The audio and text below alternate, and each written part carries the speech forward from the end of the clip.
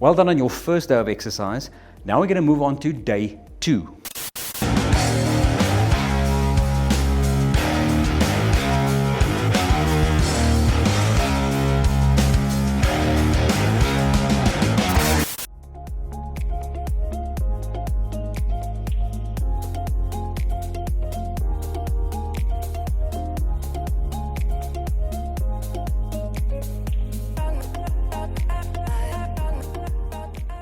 Okay, so it is day 2 and you've had a good night's rest and you're ready to get into building upper body muscle today. So let's get into our first exercise. Again, I'm going to use my step box because it is such a versatile tool. You'll see what I mean in future videos, but also today I'm going to show you a few things that you can actually do extra with these step boxes. So we're going to kick it off with a chest press, which is an upper body pushing exercise using dumbbells and a firm surface to lie on. Or you can supplement that with a push-up. I'm going to show you both. And I'll show you variations of all of these that's going to make it a little bit easier for those of you who are just starting out. So I'm using my step box. As you can see, I'm going to use it as a bench. So I'm going to grab my 3 kilogram dumbbells. And then from there, I'm going to lie back, make sure that I'm on my step box, making sure that my head is on the box. I can use a small pillow or maybe a rolled up towel if that's a little bit more comfortable for you. And then I'm going to take my dumbbells from my chest.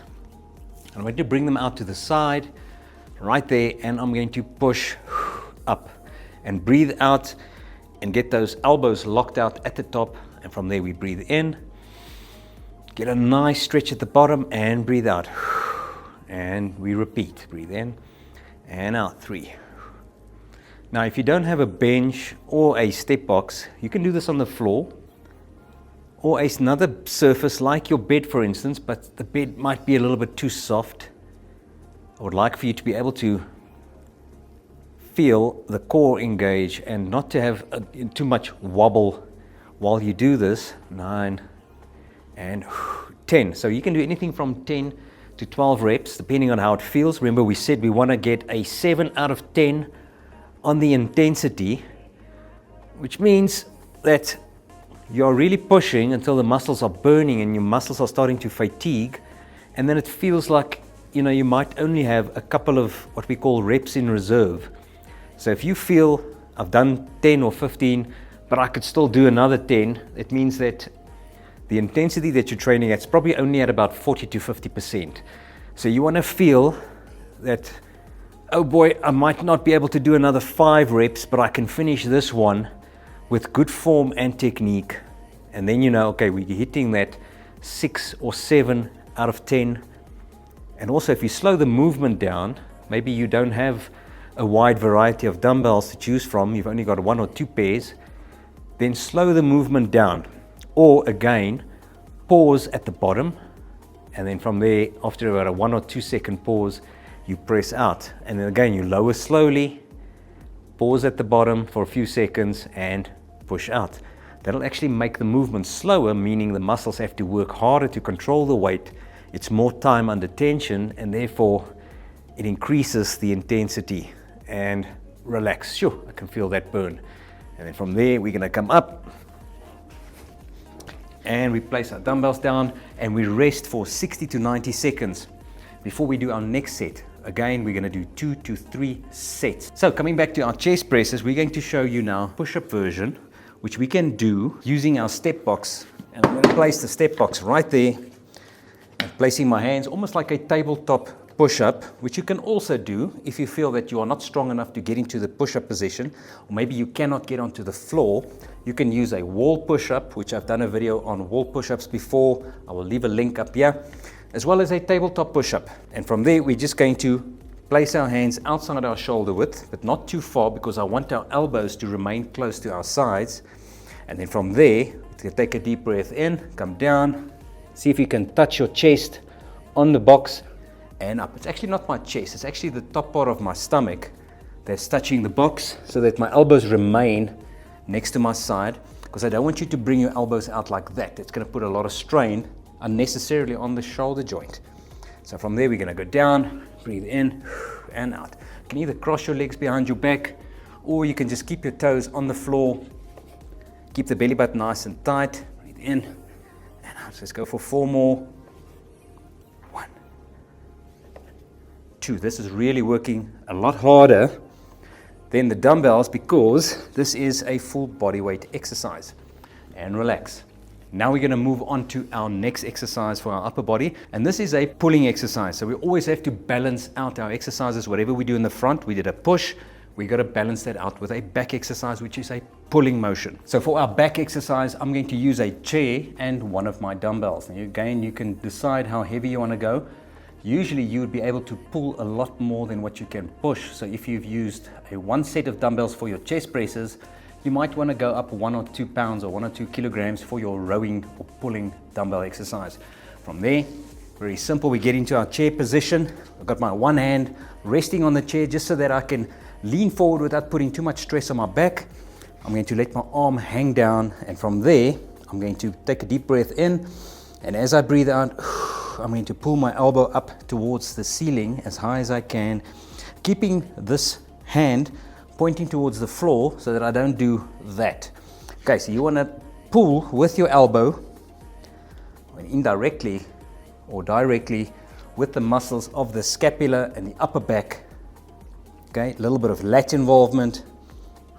4 and 5. And also, if it feels a bit too light, get a nice contraction at the top, hold for a second on that muscle, and then lower it down slowly.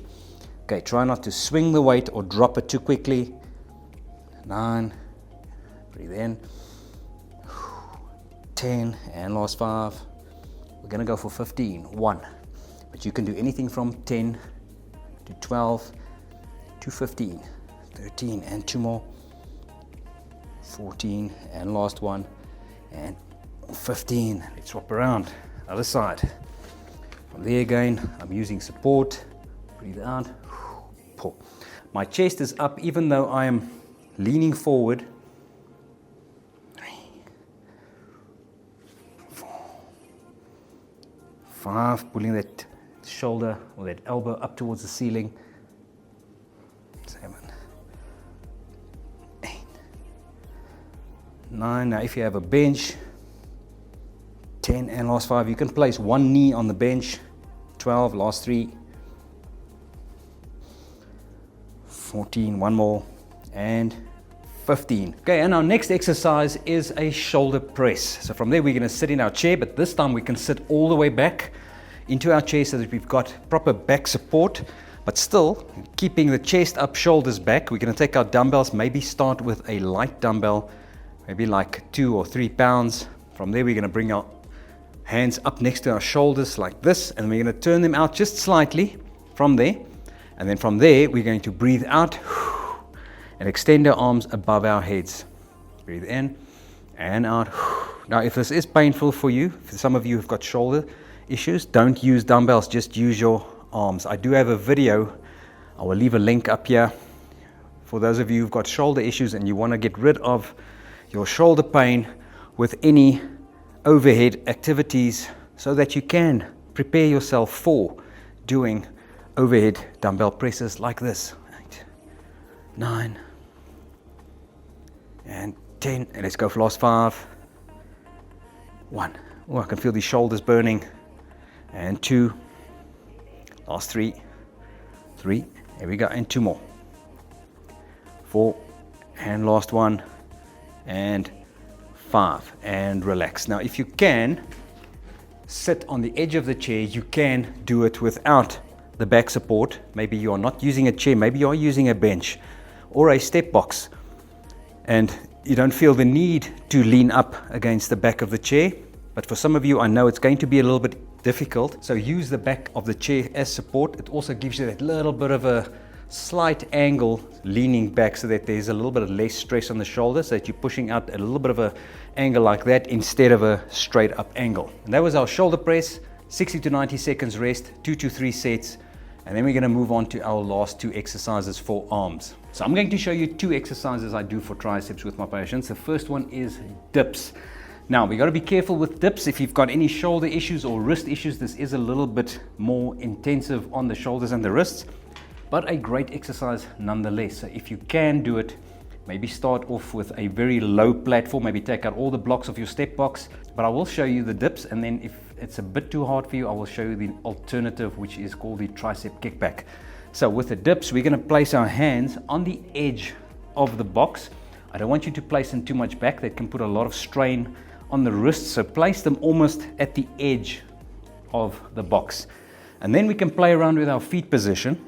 The further away our feet are from our box, the harder it is. The closer they are, the easier it becomes, because then I can use my legs to actually help me up and down. So that might be something to think about if this is the first time you're doing it. Is keep your legs really close, okay? And then go down as far as you feel comfortable, and then push yourself back. Always keeping the chest up, shoulders back. You don't want to round too much. Push your chest forward, press out. Breathe out when you get to the top, and in when you get down. But let me try it with the legs out. And let's go. I'm sitting all the way down. That's fine, because it gives you that opportunity to pause at the bottom, let the muscles completely lose their elasticity, and then press out. This is much harder. 2 and 3. Keeping your chest forward, shoulders back. 4, 5. This is really working the tricep muscles. 6, 7. This is really hard, so if you feel that you can manage, and 2 more.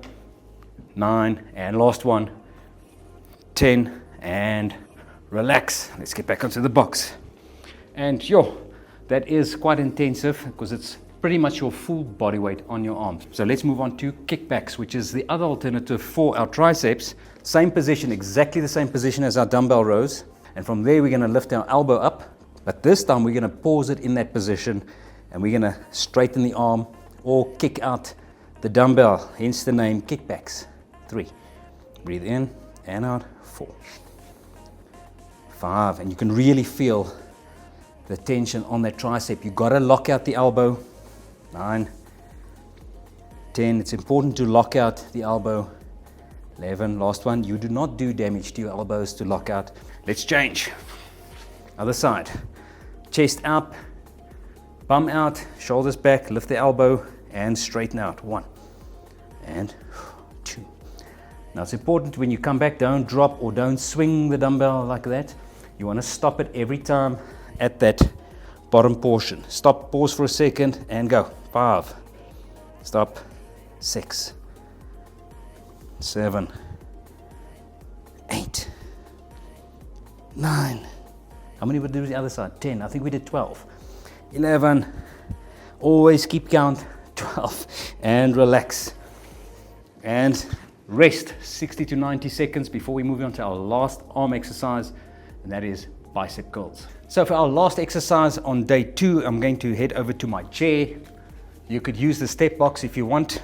You can sit on the edge of the step box or find yourself a chair. Keeping my legs close together, chest up, shoulders back, keeping them in that position, starting with my palms facing forward. And then from there, we breathe out and we lift. 1. And I've always emphasized that when we lift or do bicep curls, you don't want to curl your wrist with your arm. You want to keep your palms open like you're carrying a small tray. 3. So that way it keeps the emphasis on the bicep by keeping the dumbbell in front of the wrist and not behind the wrist. 5, 6. Breathe in and out. 7. Maybe if I show you from the side. If I show you from the side, maybe that is a better angle so you can see that when I get to the top, I do not flip my wrists like that. I keep them open. 9, 10, and last 5. 1. Also again, do not swing them. 3 and 2 more. 4 and 5.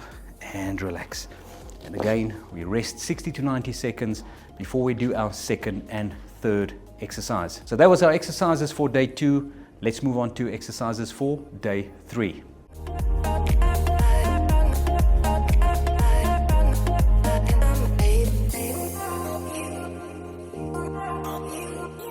If you found this video helpful, please give this video a thumbs up, subscribe, and share it with a friend who wants to stay strong after 60. And also comment down below for your favorite exercise from this list. See you next time.